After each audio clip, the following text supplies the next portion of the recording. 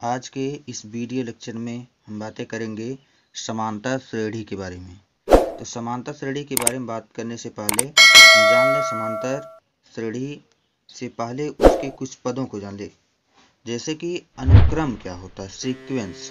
अनुक्रम, तो अनुक्रम वह समूह, संख्याओं का वह समूह जिसे एक निश्चित क्रम में सजाया गया हो तथा जो एक निश्चित गणितीय नियम का पालन करता हो, एक अनुक्रम कहलाता है। ध्यान से सुनिए एक बार और। संख्याओं का वह समूह जिसे एक निश्चित क्रम में सजाया गया हो तथा जो एक निश्चित गणितीय नियम का पालन करता हो, अनुक्रम कहलाता है। जैसे मान सकते हैं 2, 5, 8, 11। अब इसमें ध्यान देंगे कि 2, 5, 8, 11 क्या है, एक अनुक्रम है कि नहीं, क्योंकि इसमें हम जो है 3 जोड़ रहे हैं। 2 में हम 3 जोड़ रहे हैं तो अगला पद प्राप्त हो रहा है, और 5 में हम फिर 3 जोड़ रहे हैं तो अगला पद प्राप्त हो रहा है, फिर 8 में हम फिर 3 जोड़ रहे हैं तो अगला पद प्राप्त हो रहा है। तो जो सीक्वेंस है, जो इसे ही क्या बोलते हैं, सीक्वेंस बोलते हैं, क्योंकि ये एक निश्चित संख्या जोड़ने या घटाने से जो अगला पद प्राप्त होता है वही हमारा अनुक्रम है। इसका एक और उदाहरण लेते हैं, जैसे 2, 4, 6, 8, 10, इसी प्रकार से। तो इसमें 2 जोड़ने पर, इसमें क्या 2 जोड़ने पर अगर हम जोड़ दें, 2 में 2 जोड़ दें तो 4 प्राप्त होगा, फिर 4 में अगर हम 2 जोड़ दें तो कितना प्राप्त होगा, 6 प्राप्त होगा, फिर 6 में हम 2 जोड़ दें तो 8 प्राप्त होगा। इसलिए अगला पद प्राप्त होता जाता है। इसमें क्या जोड़ा जा रहा है, इसमें 2 जोड़ा जा रहा है और इस वाले पद में 3 जोड़ा जा रहा है, तो अगला पद प्राप्त हो रहा है। तो इसी को ही हम अनुक्रम बोलते हैं। अर्थात संख्याओं का वह समूह जिसे एक निश्चित क्रम में सजाया गया हो तथा जो एक निश्चित गणितीय नियम का पालन करता हो, अनुक्रम कहलाता है। और जो 2, 5, 8, 11 है, यही इस अनुक्रम के पद कहलाते हैं। 2, 5, 8, 11 ही क्या है, अनुक्रम के पद कहलाते हैं। और इसका पहला पद 2 है और इस वाले का पहला पद 2 है, दोनों का पहला पद 2 है। अब बात करते हैं परिमित अनुक्रम। परिमित अनुक्रम, फाइनाइट सीक्वेंस। फाइनाइट सीक्वेंस अर्थात वह अनुक्रम जिसके पदों की संख्या को गिना जा सके। जैसे 2, 5, 8, 11 क्या है, पद हैं। अब इसमें देखेंगे इधर डॉटेड का चिन्ह है, अर्थात यह इसके पदों की संख्या को गिना नहीं जा सकता है। तो जबकि परिमित अनुक्रम में उनके पदों की संख्या को क्या किया जा सकता है, गिना जा सकता है। जैसे एक उदाहरण लेते हैं या दूसरा उदाहरण ले लेते हैं। 1, 3, 5, 7, 9, 11, 25। अब हम इसके पदों को गिन सकते हैं, मतलब कि 1, 3, 5, 7, 9, 11 से लेकर 25 तक इसके अंतर्गत जो पद आएंगे वो क्या होंगे, परिमित अनुक्रम होंगे। फाइनाइट सीक्वेंस उसको बोलते हैं। जैसे ये भी मान सकते हैं 2, 4, 6, 8, 10, 18, मतलब 2 से लेकर 18 तक के संख्याएं ही उनके क्या है, परिमित अनुक्रम है उनके। अब बात करते हैं अपरिमित अनुक्रम की। दूसरा,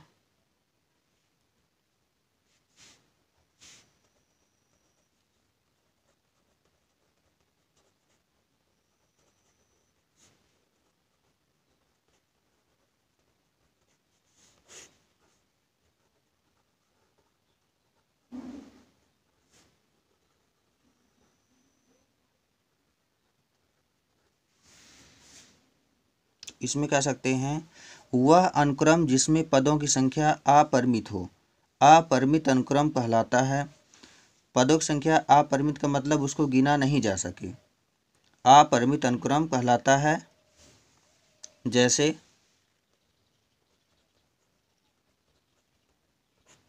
जैसे मान सकते हैं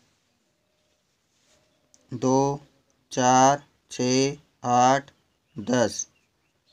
ये क्या है? अपरिमित अनुक्रम है।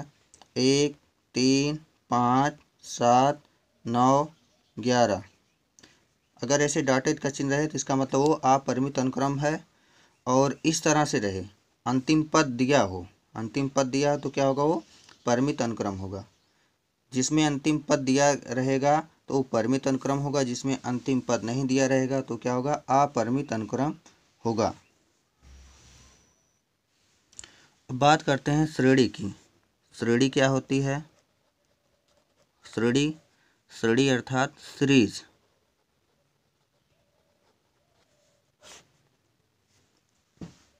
तो यदि किसी अनुक्रम में सभी पद, इसकी परिभाषा लिख लेते हैं। यदि किसी अनुक्रम में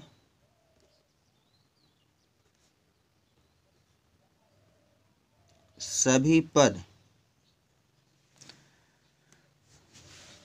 प्लस या माइनस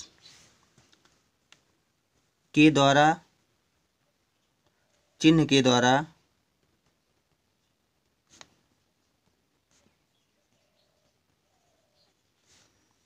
जुड़े हों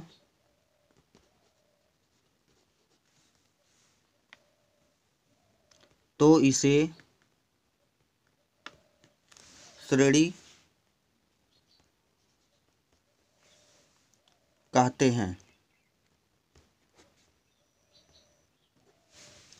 अगर कोई अनुक्रम प्लस या माइनस चिन्हों के साथ जुड़ा हो, यदि किसी अनुक्रम में सभी पद प्लस या माइनस चिन्ह के द्वारा जुड़े हों तो इसे श्रेणी कहते हैं। जैसे मान सकते हैं 2 + 4 + 6 + 8 + 9 + 10 + 20। ये क्या है? इसे श्रेणी बोलते हैं, श्रेणी। और बात आती है श्रेणी क्या होती है? प्रोग्रेशन जिसको बोलते हैं श्रेणी।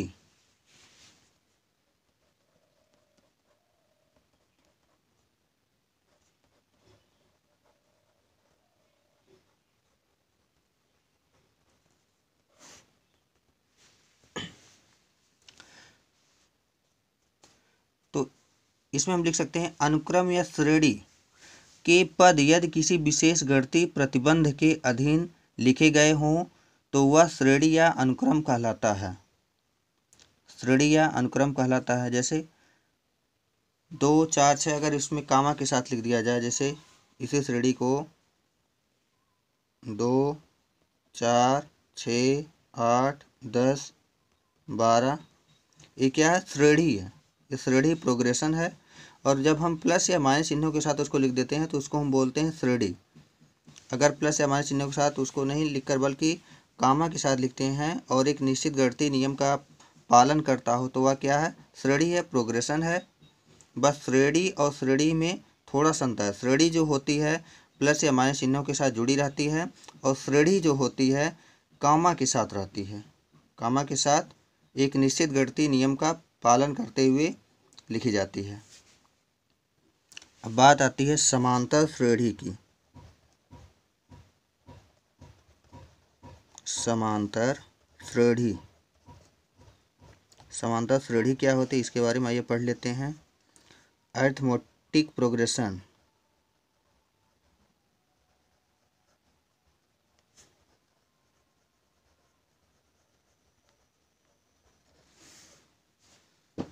अरिथमेटिक प्रोग्रेशन यदि किसी श्रेणी या अनुक्रम में, इसकी परिभाषा लिख लेते हैं। यदि किसी श्रेणी या अनुक्रम में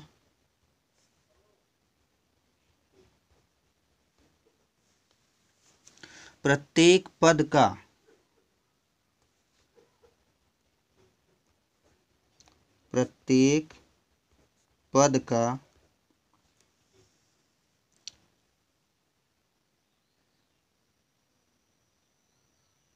अपने पूर्ववर्ती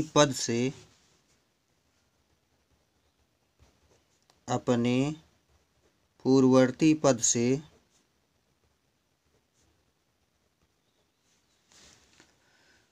अंतर एक स्थिर राशि हो, अंतर एक स्थिर राशि हो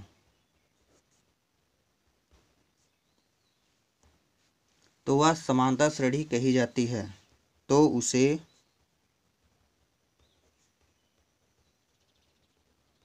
समांतर श्रेणी कहते हैं। जैसे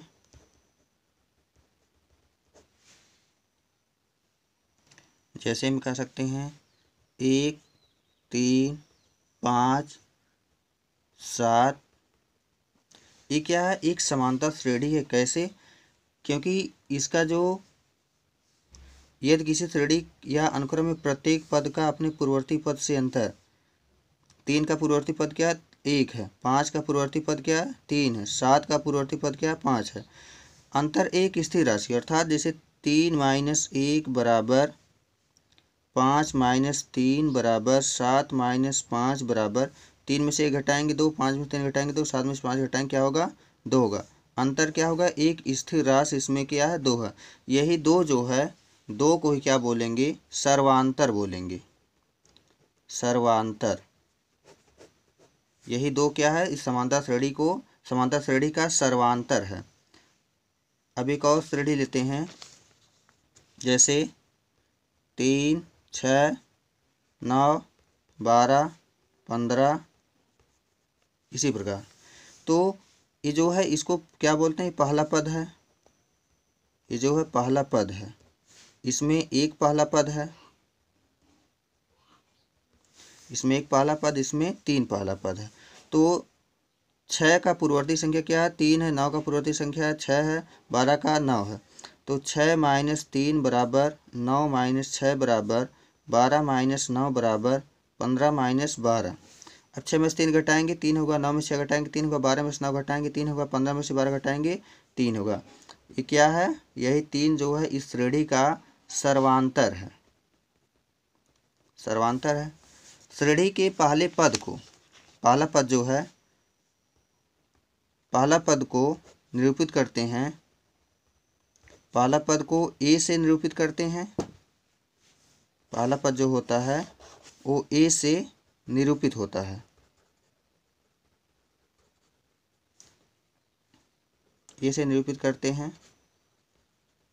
और जो सर्वांतर होता है, सर्वांतर जो होता है उसे हम डी से निरूपित करते हैं। सर्वांतर को डी से और पहले पद को ए से निरूपित करते हैं। जैसे हम मान लेते हैं इसी श्रेणी को, तो अगर हम पहला पद को ए से निरूपित करेंगे, पहला पद ए से निरूपित करेंगे, सर्वांतर को डी से निरूपित करेंगे, तो श्रेणी किस प्रकार से बनेगी? जैसे मान लेते एक समांतर श्रेणी है 1 2 3 4 5 6, इसी प्रकार समांतर श्रेणी है। तो पहला पद अगर हम ए बराबर क्या मान लें? ए बराबर 1 मान लें, तो डी बराबर क्या होगा? डी बराबर 2 में से 1 घटा देंगे, 2 - 1 बराबर 3 - 2 बराबर 4 - 3 बराबर 5 - 4। यही जो डी का मान होगा क्या होगा? 1 होगा। डी का मान 1 होगा। तो इसको अगर हम व्यापक रूप में निरूपित करें तो ये हो जाएगा ए, पहले ऐसे चेक कर लेते हैं। 1 है, पहला पद 1 है। दूसरा है 1 में हम 1 जोड़े हैं। फिर तीसरा क्या है? 1 में हम 2 का गुणा करके फिर 1 की गुणा किए हैं। फिर 1 + 3 × 1। इसी प्रकार जैसे 1 है, ये 2 है, ये 3 है और ये 4 है, इसी प्रकार से होगा। तो अगर हम ए का मान 1, डी का मान 1 इसके स्थान पर रखेंगे तो ए का मान जो होगा ए होगा, और ए होगा पहला ए प्लस ये क्या है? डी है। पहला पद क्या है? ए है, प्लस 2d है, ए है प्लस 3d है। इसी प्रकार से इस श्रेणी का व्यापक रूप प्राप्त होगा। अगर श्रेणी n पदों तक ली गई है तो an बराबर हो जाएगा, श्रेणी की पदों की संख्या n पदों तक है तो an बराबर हो जाएगा a plus n minus 1 into D. ये कैसे होगा, आइए इसको हल करते हैं। इसको क्या बोलते हैं, श्रेणी का nवां पद। समांतर श्रेणी का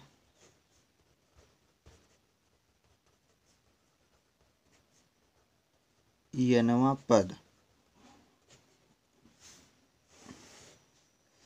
एक उदाहरण लेते हैं, जैसे 2, 5, 8, 11। इसी प्रकार से ये श्रेणी है। तो पहला पद क्या है, पहला पद जो इसका है, पहला पद यानी कि A1 बराबर है 2, और दूसरा पद जो है, दूसरा पद A2 बराबर 5 है। तीसरा पद A3 बराबर 8 है। चौथा पद A4 बराबर 11 है। इसी प्रकार से nवां पद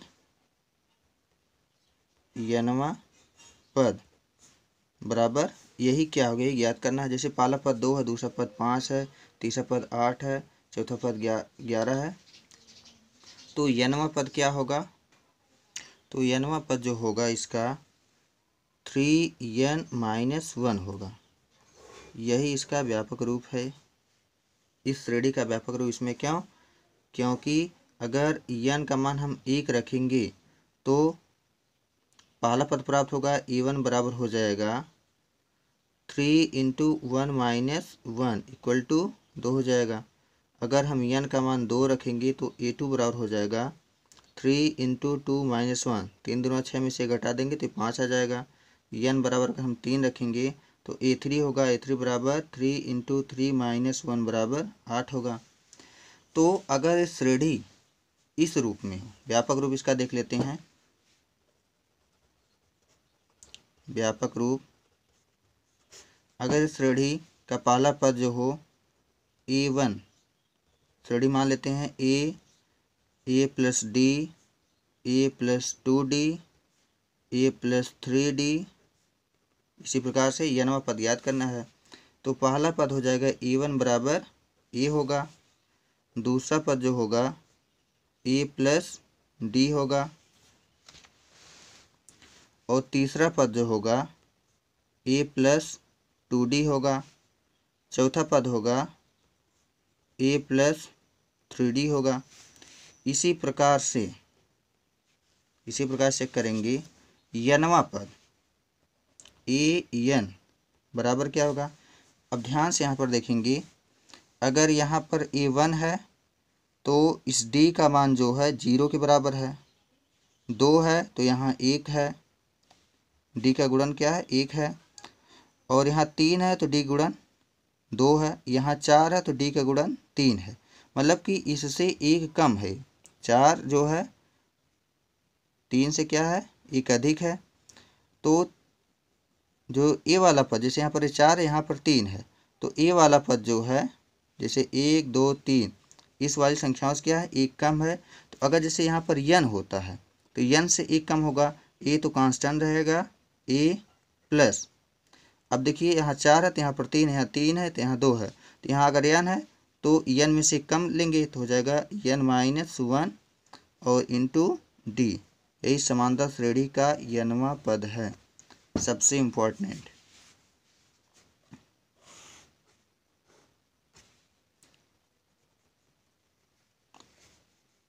ये सूत्र है, इसी को याद रखना है, इसी सूत्र को याद रखना। समांतर श्रेणी का nवां पद an बराबर a plus n minus 1 into D. यही समांतर श्रेणी का nवां पद है।